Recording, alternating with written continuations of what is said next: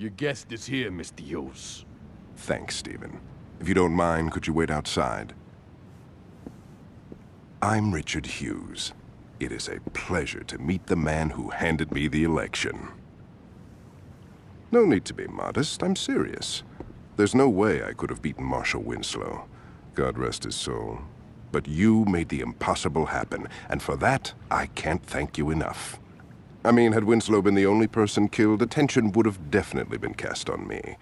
But after that fireworks display you pulled at his funeral, it's become abundantly clear these horrible crimes were perpetrated by the 3rd Street Saints. While before people criticized my Saints Row urban renewal plan, it is now being lauded. See, until you came along, I was displacing poor people.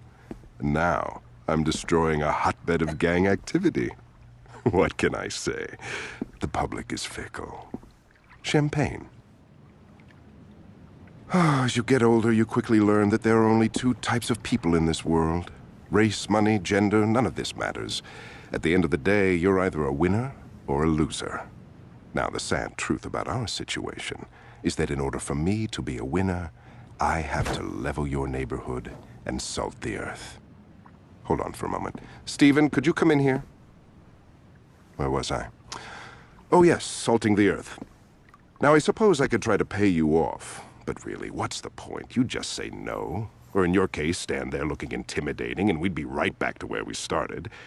So I figured I'd cut the middleman and get right to the point. Yo, can you speed this shit up? I want to go to Freckle Bitches. You're going to die here, son. Make no mistake about that. But if it makes it any easier on you, I'll be sure to thank you in my acceptance speech.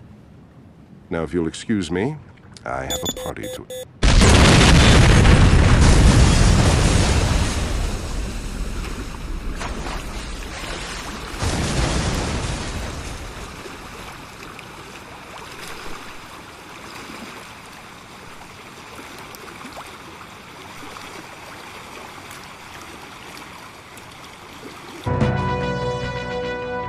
This just into the newsroom. A deadly explosion has rocked the waterfront.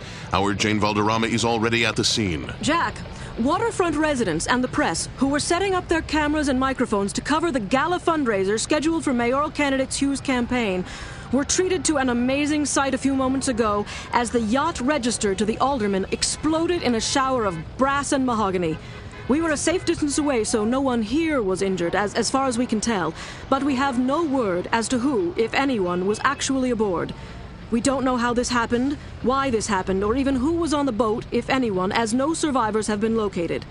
I was inside the press tent when it happened, but witnesses outside say that the peaceful, serene evening was suddenly punctured by a vicious explosion that not only reduced the alderman's yacht to a pile of floating debris, but knocked out windows and swamped smaller boats throughout the marina. Jack? Jane, while you were giving that report, we attempted to contact Alderman Hughes' press secretary, and there was no answer. Do we know where the alderman is? No, we do not, Jack. I've asked around, and no one from the press corps noticed any official movement on the boat, as it's early in the evening and the event was not scheduled to begin for another couple of hours. Do we know if this was an accident or yet another attempt on the life of a public official? Jack, we don't have any definitive answers on that, and with almost no details emerging yet, we still do not know if this was something as silly as a galley or a fuel tank explosion. But in the light of recent events, we cannot rule out the possibility that this was more than just an accident. Reporting live from the waterfront, this is Jane Valderrama. Back to you, Jack. Thank you, Jane, and stay dry. Stay tuned as we get more details on this unfolding event. We will bring them to you immediately. In the newsroom, I'm Jack Armstrong.